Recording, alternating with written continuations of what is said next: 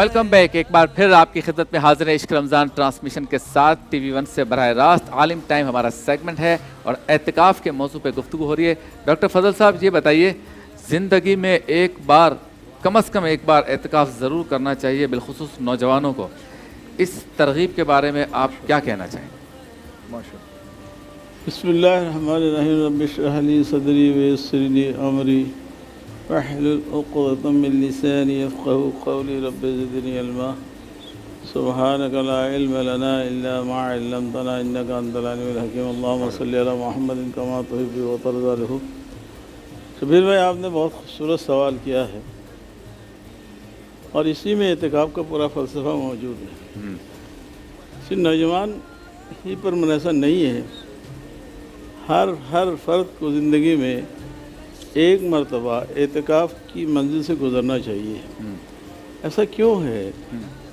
جب بندہ اللہ کی رضا کے لیے گھر بار چھوڑ دیتا ہے، بیوی بچوں کو چھوڑ دیتا ہے اور مسجد کی طرف ہجرت کرتا ہے، وہ ہجرت یاد دلاتی ہے ہجرت آخرت کی، کہ تمہیں اسی طرح اللہ کی رضا کے لیے اپنے بال بچے سب کو چھوڑ کر اپنے اصلی گھر کی طرف رجوع کرنا ہے۔ یہاں اللہ کا گھر تمہارا اصلی گھر ہے، اور اس کے بعد اصلی گھر جو آخرت میں آنے والا ہے، اس کی تربیت حاصل کرنے کے لیے، اس کی عادت ڈالنے کے لیے، اس کی ٹریننگ کے لیے، اللہ کی رضا کے لیے سب کچھ چھوڑنے کی عادت پیدا کرنے کے لیے، اللہ کی رضا کو مطلوب و مقصود بنانے کے لیے، شریعت پر کاربن رہنے کا عہد کرنے کے لیے، ایمان کا عہد تجدید کرنے کے لیے بندے کو چاہیے سب کچھ چھوڑ کر اللہ کی رضا کے لیے دیوانہ وار، مستانہ وار اس کے گھر پہ آ جائے، ایک گداگر بن جائے، ایک فقیر بن جائے، ایک سائل بن جائے۔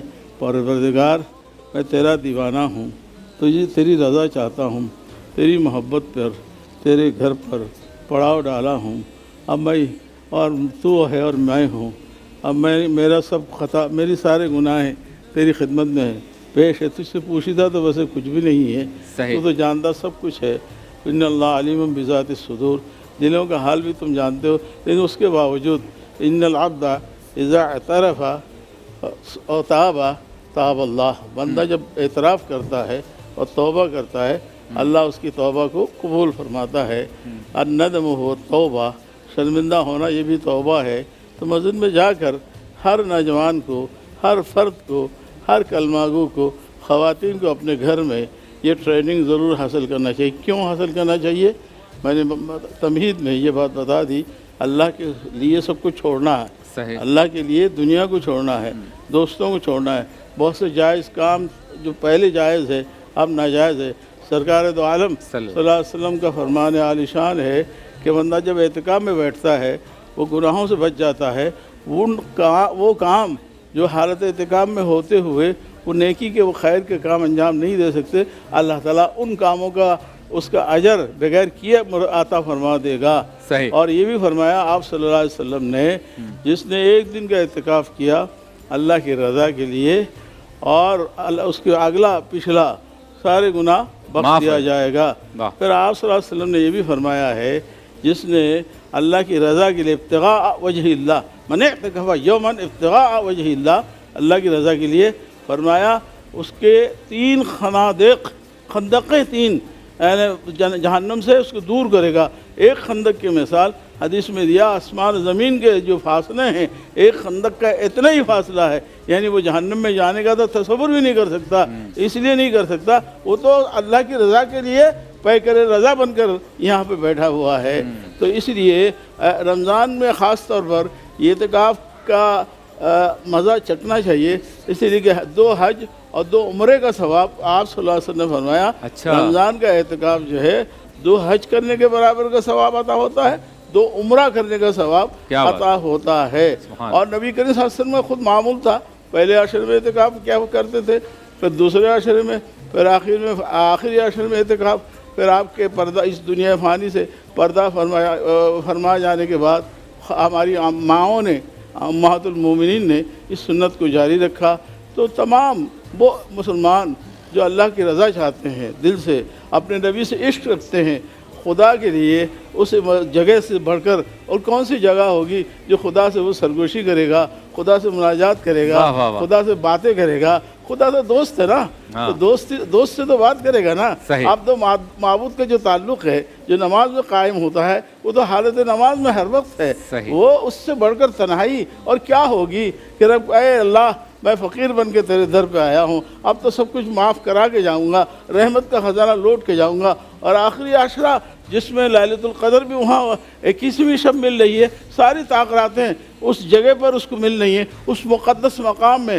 حضور صلی اللہ علیہ وسلم فرماتے ہیں دنیا میں بہترین جگہ جو ہے مساجد ہیں, بدترین جگہ بازار ہے. اس بہترین جگہ پر جو اللہ کا گھر ہے وہاں اعتکاف میں بیٹھ کر ساری طاقتیں کی سعادت وہ حاصل کر رہا ہے. ایک طاقت کا 1000 مہینوں سے بہتر ہے, تو اس سے بڑی خوش نصیبی اور کیا ہوگی. اچھا شاہ صاحب, جو آج کل اعتکاف ہو رہا ہے, پہلے ہوتا تھا انڈیویجولس علیحدہ علیحدہ اعتکاف کرتے تھے, برابر والا جو ہے وہ کسی اور علاقے سے ہوتا تھا, نیچے والا فلور پہ کچھ اور علاقے کے لوگ ہیں, اور کوئی ایسا ڈسپلن نہیں ہوتا تھا. اب اجتماعی اعتکاف ہوتا ہے, یعنی پہلے رجسٹریشن ہوتی ہے, نام لکھے جاتے ہیں, مسجد کی کمیٹی باقاعدہ ایک منظم سلسلہ کرتی ہے, پھر ایک اسکیجول ہوتا ہے کہ کس وقت فقہ سے متعلق گفتگو ہوگی, کس وقت جو ہے وہ وظائف سے متعلق ہوگی, کس وقت نعت خوانی ہوگی, کس وقت تنہائی کے لیے ٹائم دیا جائے گا, کس وقت درس قرآن ہوگا.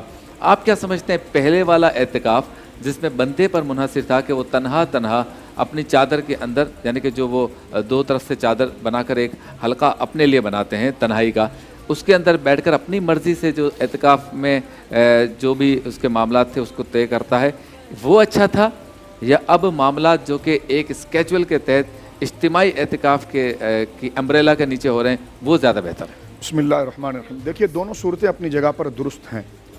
اگر کوئی شخص یقیناً شریعت مطہرہ کے تمام مسائل اور دین متین کے بارے میں تمام وہ معلومات جو ایک مسلمان کو ہونی چاہیے دین اسلام کے حوالے سے, عقائد کے حوالے سے, اخلاق و اعمال کے حوالے سے, وہ اگر تنہائی اختیار کرتا ہے اور تلاوت قرآن کے اندر اور وظائف میں اپنے آپ کا وقت بسر کرتا ہے تو اس کے لیے اچھا ہے. ٹھیک ہے. لیکن آج کل جو یہ اجتماعی اعتکاف کی آپ نے بات کی ہے جی, تو یہ بھی ایک بڑا محبوب طریقہ ہے اور بہت اچھا طریقہ ہے, اس لیے کہ اس میں نوجوان بچے تربیت کے لیے مسجدوں کا رخ کرتے ہیں. صحیح. اور یقیناً یہ وہ چیز ہے کہ جو اللہ رب العالمین کی محبت کے لیے بندہ نکلتا ہے, دین کے لیے نکلتا ہے.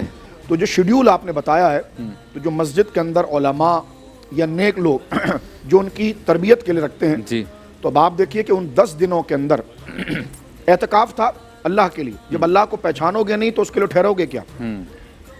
جب اس کی معرفت ہی نہیں ہوگی تو اس کی رضا کے کام کیا کرو گے؟ صحیح. تو پہلے تو تعلیم ہونی چاہیے. ٹھیک تو ہے. یہ 10 روزہ اعتکاف کے اندر جو باقاعدہ علماء کے دروس یعنی عقیدہ سکھایا جاتا ہے, اخلاقیات سکھائے جاتے ہیں, ماں باپ کا حق, بچوں کا حق, پڑوس کا حق, شہر کا حق, خریدنے بیچنے کے آداب یعنی عبادات اور معمولات تمام بتائے جاتے ہیں.